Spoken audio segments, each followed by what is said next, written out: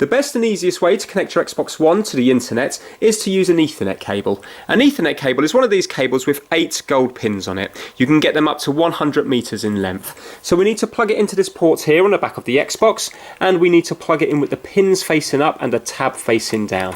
And the other end of this cable, we need to plug into your router or your router, as you might know it if you're not from the UK.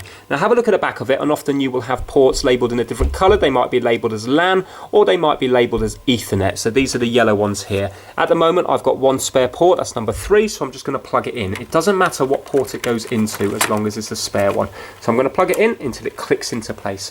That is now it. The Xbox One will automatically recognise you're on a wired connection, and then if it's been a while it will just ask you if you want to update or force you to do an update. If it doesn't, you'll have to go into your network settings and then put it down as Go Online, and it will recognise the wired connection. Thanks for watching.